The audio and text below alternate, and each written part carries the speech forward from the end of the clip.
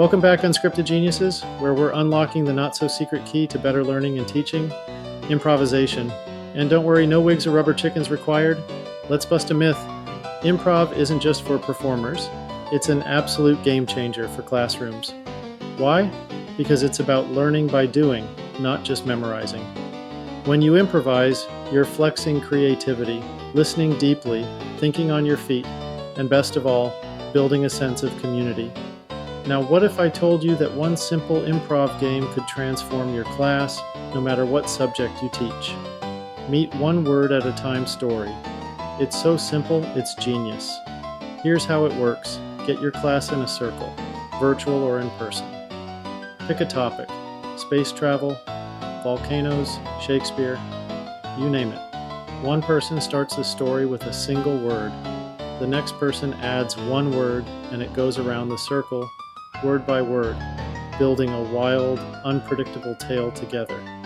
It might sound like, once upon a time, a penguin invented a spaceship, and suddenly the whole class is giggling, listening, and working together. Why does this matter? Because it's sneaky teamwork. Every student has to listen, stay present, and let go of control.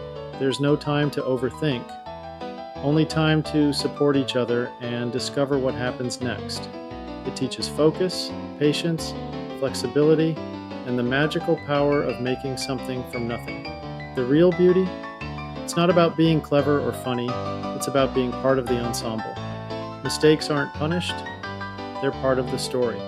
Every voice matters, and everyone learns that surprises can be gifts. Use it to warm up brains, break the ice, or turn any dry lesson into a creative adventure. Watch shy students light up.